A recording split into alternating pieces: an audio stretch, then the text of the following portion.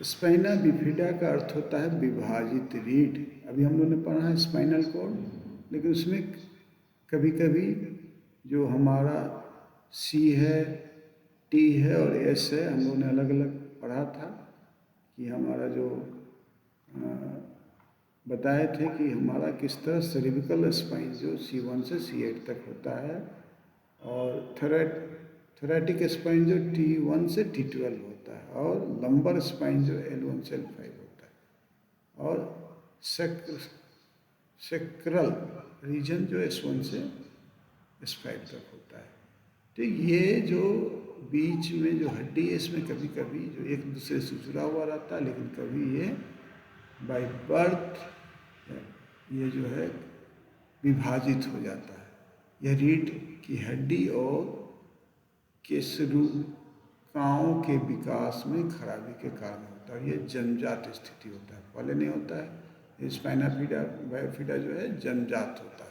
और इसमें जो है 3 तरह के स्पाइना बिफिडा होते हैं।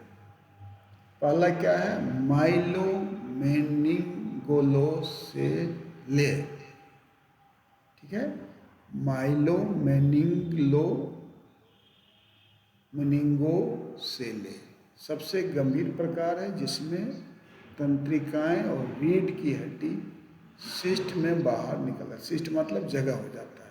तो माइलोमेनिंगोसेले में क्या है? रीढ़ की हड्डी सिस्ट से बाहर निकल आता है, कुबड़ बोलते हैं, कुबड़ा। और इसमें क्या होता है? मेनिंगोसेले, दूसरा है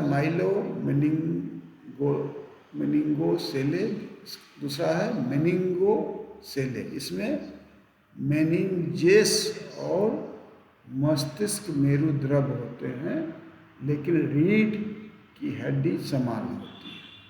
और तीसरा है क्या? Spina bifida occulta. इसमें क्या है? जो सबसे हल्का रूप जो आमतौर पर लक्षण रहित होता है। इसको बहुत जानना जरूरी नहीं है, इसको पूछता नहीं, खाली हल्का जानना जरूरी है। और इससे रिलेटेड क्या होता है?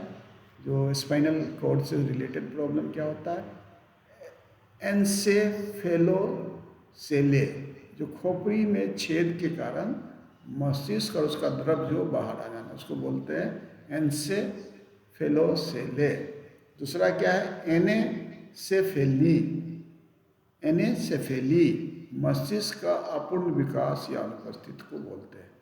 तीसरा क्या है? हाइड्रोसेफलस, मस्तिष्क मेरुद्रव जो है अधिक हो जाता है, सर बड़ा हो जाता है, तो होता है हाइड्रोसेफलस। ये कभी कभी पूछता है कि हाइड्रोसेफलस क्या है। नेक्स्ट हम लोग पढ़ेंगे मस्कुलर डिस्ट्रॉफी। हम ऊपर भी चर्चा किए थे, ये लोकोमोटर डिसेबिलिटी का एक पार्ट है। और इसमें क्या होता है? यह एक वंशानुगत रोगों का समूह है, जिसमें मांसपेशी धीरे धीरे कमजोर होती जाती है। और इसको 9 प्रकार के होते हैं मस्कुलर, अभी ऊपर पढ़े थे। डेविचेन है,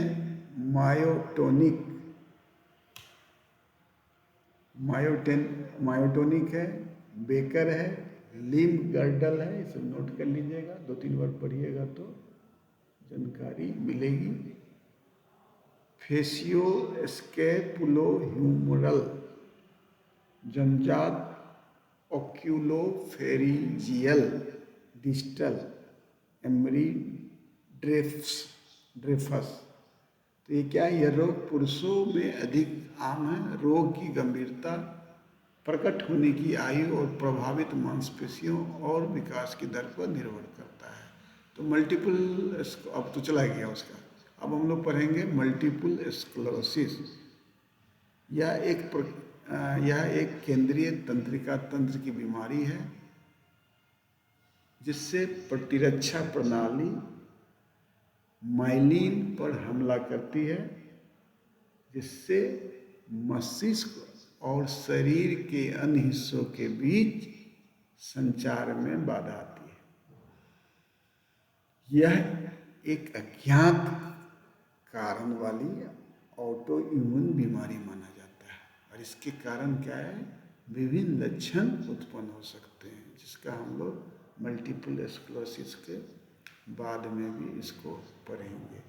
और इसके बाद हम लोगों ने 5 प्रकार पढ़ा था अलग अलग, लेकिन जो लोकोमोटर डिसेबिलिटी, जो फिजिकल डिसेबिलिटी का पार्ट है, उसका लोकोमोटर के बाद दूसरा है विजुअल डिसेबिलिटी, दृष्टि हानि, अंधता और कम दृष्टि। तो इसको हम नेक्स्ट इसको पढ़ेंगे। तब तक आप लिखें, इसको चेक कर लीजिए। हम 30 सेकंड में फिर इसको स्टार्ट करते हैं।